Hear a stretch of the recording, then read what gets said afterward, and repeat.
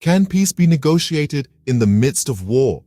This question has provoked a storm of controversy in the wake of recent remarks by Pope Francis, who suggested that Ukraine should have the courage of the white flag in negotiating peace with Russia.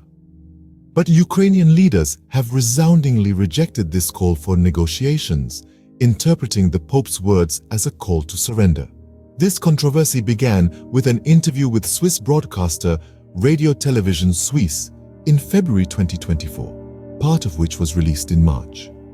In this interview, the Pope used the term white flag, implying a call for a ceasefire and the initiation of negotiations.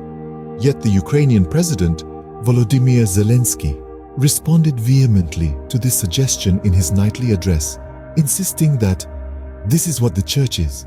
It is together with people, not 2,500 kilometers away somewhere, virtually mediating between someone who wants to live and someone who wants to destroy you. Foreign Minister Dmytro Kuleba echoed the sentiment, emphasizing the Ukrainian people's resolve to continue their struggle for their lives under their blue and yellow flag. He urged the Vatican to support the Ukrainian people in their just struggle and invited Pope Francis to visit Ukraine.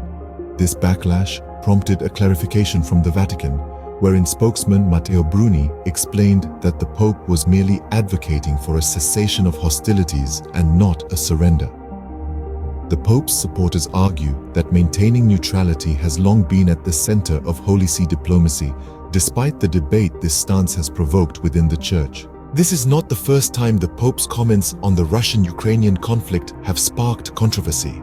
In September 2022, the Pope declared a zero-tolerance policy for abuse within the Catholic Church and engaged in dialogues with both Ukrainian President Zelensky and Russian President Putin.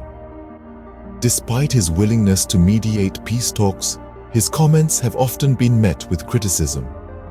In a private meeting with the Pope in May 2023, following the outbreak of war, President Zelensky insisted that any peace formula must be Ukrainian, and that any role of the Vatican must be in service to Ukraine's peace formula. In conclusion, while the Pope's call for the courage of the white flag in Ukraine may have been intended as a call for peace negotiations, it has been interpreted by Ukrainian leaders as a call to surrender. This controversy underscores the complexities of the ongoing conflict and the challenges of mediating peace in the midst of war.